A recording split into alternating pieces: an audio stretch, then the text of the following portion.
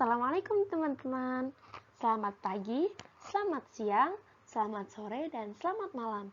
Saya Alia Nurfitriana, bisa dipanggil Alia, akan menemani kalian untuk belajar materi PPKN kelas 10 semester 2 di kurikulum Merdeka.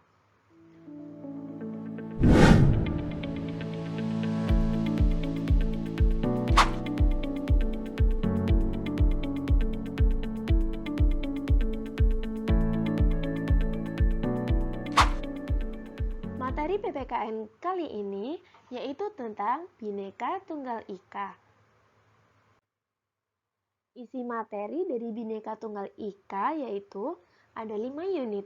Unit 1 mengidentifikasi identitas individu dan identitas kelompok. Untuk unit 2 mengenali, menyadari, dan menghargai keragaman identitas. Unit 3 kolaborasi antar budaya di Indonesia. Unit 4, pertukaran budaya di pentas global. Unit 5, belajar dari kekayaan tradisi. Sebelum kita memulai pelajarannya, ada satu quotes dari Helen Keller. Hasil tertinggi pendidikan adalah toleransi. Jangan lupa untuk bertoleransi dimanapun ya teman-teman. Tujuan pembelajaran kali ini yaitu 1. Mengidentifikasi pengaruh keanggotaan kelompok lokal, regional, nasional, dan global terhadap pembentukan identitas, serta menjelaskan makna dan nilai dari keragaman. 2. Mengidentifikasi respon terhadap kondisi dan keadaan yang ada di lingkungan dan masyarakat untuk menghasilkan kondisi keadaan yang lebih baik. 3. Mengidentifikasi mengenai contoh pertukaran budaya dan kolaborasi dalam dunia yang saling terhubung. 4. Mengkaji makna dan manfaat hidup dalam kebinekaan, kaya akan kearifan lokal, dan memiliki produk dalam negeri. Unit 1 yaitu mengidentifikasi identitas individu dan identitas kelompok. Bhinneka Tunggal Ika memiliki peranan yang penting bagi bangsa Indonesia, yaitu sebagai alat pemersatu bagi masyarakat yang beragam. Bhinneka Tunggal Ika juga merupakan dasar untuk mewujudkan persatuan dan kesatuan. Sesuai dengan salah satu identitas nasional bangsa Indonesia, yaitu semboyan Bhinneka Tunggal Ika yang memiliki arti berbeda-beda tetapi tetap satu jua. Pengertian identitas nasional merupakan istilah yang terdiri dari dua kata, yaitu identitas dan nasional. Secara harfiah, identitas adalah ciri-ciri, jati diri, atau tanda yang melekat pada seseorang atau sesuatu yang berguna untuk membedakannya dengan sesuatu yang lain. Nasional adalah paham yang menciptakan kedaulatan sebuah bangsa dengan mewujudkan satu konsep identitas bersama untuk sekelompok manusia yang mempunyai tujuan atau cita-cita yang sama dalam mewujudkan kepentingan bangsanya. Identitas dibagi menjadi dua. Satu yaitu individu. Identitas individu adalah identitas atau jati diri yang dimiliki seseorang yang ia dapat sejak ia lahir, maupun dari proses interaksi dengan yang lain. 2. Kelompok. Identitas yang berasal dari sebuah interaksi dengan kelompok di luar dirinya, serta jati diri yang secara alamiah menjadi ciri dari kelompok tersebut. Dua identitas ini juga dibagi menjadi dua lagi, yaitu jenis individu 1, identitas individu yang alami saat ada bayi yang baru saja lahir. Pertama-tama yang kita kenali tentu saja ciri-ciri fisiknya, warna kulit, jenis rambut, golongan darah, mata, hidung, dan sebagainya. Adalah sebagian dari ciri yang melekat pada bayi tersebut. Ciri fisik seperti ini bisa kita sebut sebagai karakter atau identitas yang bersifat genetis. Ia melekat pada diri manusia dan dibawa serta sejak lahir. Jenis individu yang kedua yaitu identitas individu yang terbentuk secara sosial. Selain karakter yang terbentuk secara alamiah, kita bisa mengenali jati diri seseorang atau individu karena hasil pergumulannya dengan mereka yang ada di luar dirinya. Dari interaksi itu, lahirlah identitas individu yang terbentuk sebagai buah dari hubungan-hubungan keseharian dengan identitas di luar dirinya. Identitas itu terbentuk bisa karena pekerjaan, peran dalam masyarakat, jabatan di pemerintahan, dan sebagainya. Jenis identitas kelompok juga dibagi menjadi dua. Satu yaitu identitas kelompok secara alami dalam satu kelompok, yaitu ada individu-individu yang menjadi anggotanya dan memiliki ciri yang sama. Istilah ras atau race dalam bahasa Inggris. Itulah salah satu contoh bagaimana yang alamiah melekat pada sebuah kelompok. Ras digunakan untuk mengelompokkan manusia atas dasar lokasi-lokasi geografis, warna kulit, serta bawaan biologisnya, seperti warna kulit, rambut, dan tulang. 2. Identitas kelompok yang terbentuk secara sosial, yaitu bangsa dan negara adalah sebuah kelompok sosial. Setiap bangsa memiliki identitasnya masing-masing, begitu juga negara, dasar, simbol bahasa, lagu kebangsaan, serta warna bendera menjadi salah satu penanda sebuah negara. Sebagai kelompok, negara juga terbentuk secara sosial. Negara Indonesia dibentuk atas dasar perjuangan rakyatnya, baik yang dilakukan melalui berbagai medan pertempuran maupun upaya diplomasi di meja perundingan.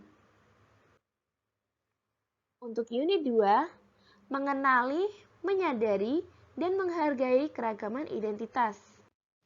Sebagai makhluk sosial, ciri yang melekat pada manusia adalah keinginan untuk melakukan interaksi satu dengan yang lainnya. Dalam interaksi ada proses mempengaruhi tindakan kelompok atau individu melalui sikap, aktivitas, atau simbol tertentu. Orang akan mengenali yang lain melalui proses interaksi tersebut.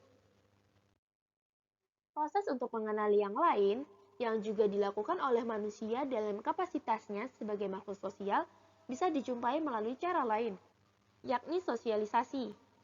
Sosialisasi yang berarti penanaman atau penyebaran adat, nilai, cara pandang, atau pemahaman yang dilakukan oleh satu generasi kepada generasi berikutnya dalam sebuah masyarakat melalui sosialisasi. Seorang atau sebuah kelompok menunjukkan nilai-nilai yang dianutnya. Tujuannya bisa sebatas hanya mengenalkan atau bermaksud mempengaruhi orang lain. Dalam sebuah kelompok yang terdiri dan banyak individu terhadap pandangan yang tidak sama itu. Kemampuan untuk bernegosiasi sangatlah penting. Di sini kita menarik dua hal penting, yakni jati diri dan keragaman atau kebinekaan. Mengapa kebinekaan menjadi tema penting dalam kaitannya dengan masalah identitas atau jati diri? Coba kalian ingat, ketika awal berpindah sekolah dari SMP ke SMA, sebagian teman-teman adalah guru. Guru-guru yang mengajar pun demikian.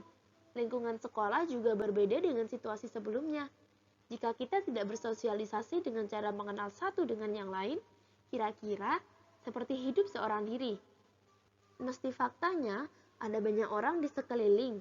Karenanya, kita harus berjumpa, berkenalan, berinteraksi, agar kebinekaan atau keragaman itu tak hanya sekedar ada dan diakui, tapi juga saling kenal. Dan ingat, menghargai keragaman adalah salah satu bentuk ketaatan kita pada hukum alam. Tuhan telah menciptakan manusia dengan segala keragaman identitas yang melekat padanya.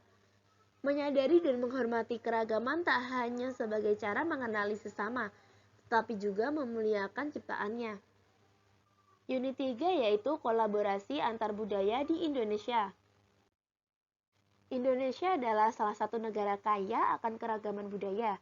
Keragaman budaya juga bisa dilihat dari banyaknya agama yang dianut. Kemajemukan ini juga tercermin dalam semboyan bangsa Indonesia, yaitu Bhinneka Tunggal Ika. Bhinneka Tunggal Ika sendiri memiliki arti keragaman budaya yang ada di Indonesia. Kolaborasi yaitu suatu bentuk kerjasama yang dilakukan individu hingga kelompok. Menurut Kamus Besar Bahasa Indonesia, kolaborasi ialah kerjasama untuk membuat sesuatu. Jadi bisa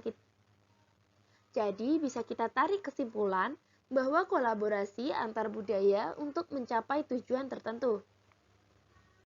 Salah satu tujuan yang paling umum dari kolaborasi antar budaya adalah 1. Untuk mempertahankan nilai-nilai budaya yang dimiliki. 2. Untuk memperkenalkan kebudayaan suatu daerah ke dunia luar. 3. Menimbulkan interaksi antar budaya di suatu wilayah. 4. Mempersatukan individu hingga kelompok di dalam perbedaan yang terjadi di Indonesia. 5. Masyarakat mengenal budaya lain. Dan yang terakhir, meningkatkan sikap toleransi. Unit 4 yaitu pertukaran antar budaya di Indonesia. Di setiap komunitas pasti memiliki keunikan atau kebijaksanaan yang tumbuh di antara mereka pada setiap nilai yang berguna atau menjunjung harkat martabat manusia. Dunia saat ini memerlukannya. Mengapa?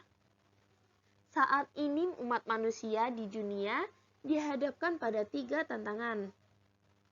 Pertama, kehidupan manusia sedangkan berada di bawah ancaman yang keadaan lain berusaha mempertaruhkan satu peradaban dengan peradaban lainnya. Mereka gelisah akan timbulnya konflik identitas antar dasar agama, nilai, ideologi, dan budaya antar negara maupun dalam negara. Kedua, munculnya gerakan fundamentalisme.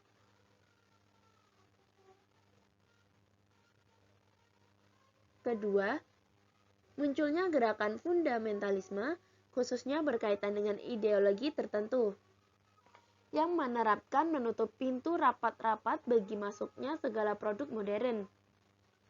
Ketiga, munculnya banyak varian dogmatisme dan eksis dalam setiap nilai atau ideologi. Hal inilah yang menjadi akar persoalan munculnya berbagai pertentangan antara pragmatisme, fundamentalisme, dan pencerahan. Unit 5 yaitu belajar dari kekayaan tradisional. Di negara Indonesia, semua kebudayaan memiliki posisi yang sama. Tak ada satu budaya yang lebih unggul atau lebih superior dibandingkan dengan budaya lainnya.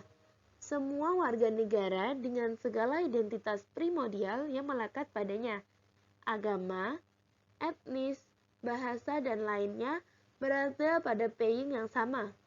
Mereka dijamin untuk beribadah sesuai dengan keyakinannya, diberi kesempatan yang sama pula untuk mengembangkan dan memajukan kebudayaan serta tradisi leluhurnya. Kebanggaan atau tradisi dan budaya sebaiknya tidak berhenti sebatas romantisme saja. Tradisi tidak hanya perlu dilestarikan agar terjaga dari kerusakannya. Lebih dari itu, tradisi harus terus dihidupkan sekaligus direvitalisasi. Nilainya perlu dipertahankan dalam situasi yang terus berubah. Tantangan yang dihadapi saat ini datang dari berbagai dimensi. Dimensi sosial, ekonomi maupun budaya, serta berasal dari semua arah, lokasi, nasional, maupun internasional.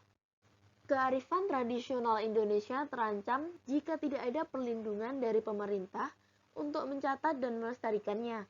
Perlu ada undang-undang untuk melindungi pengetahuan tradisional dan ekspresi budaya yang bertujuan mengembangkan budaya, memanfaatkan pengetahuan tradisional, melestarikan, dan pengetahuan tradisional, seperti dengan penyebutan asal-usul dan menghargai aspek religius yang berlaku di masyarakat adat.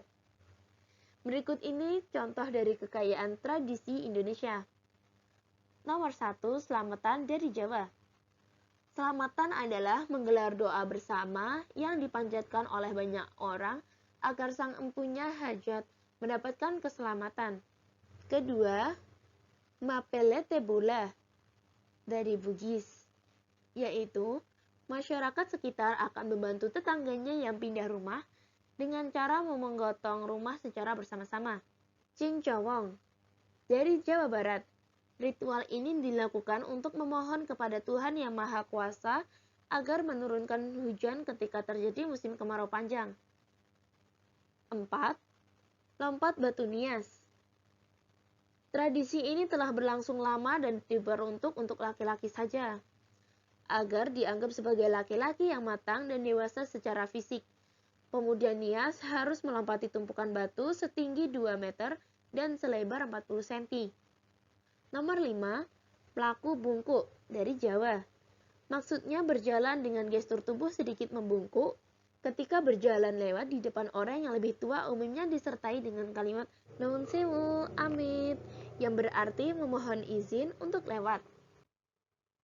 Sebenarnya masih banyak kekayaan tradisi di Indonesia yang belum dibahas, mengingat betapa luasnya Indonesia dengan beribu-ribu pulau yang masing-masing memiliki tradisi yang berbeda-beda. Kekayaan tradisi sudah seharusnya menjadikan kita lebih bijak dalam menghadapi perbedaan. Kita sah-sah saja bangsa terhadap kekayaan tradisi yang kita pegang selama ini. Namun, kita akan bijaksana jika tetap memberikan rasa hormat terhadap kekayaan tradisi yang berlaku di tempat lain. Last slide. Terima kasih sudah menonton video ini hingga akhir. Wassalamualaikum warahmatullahi wabarakatuh. Selamat pagi, selamat siang, selamat sore, dan selamat malam. Semangat belajar teman-teman.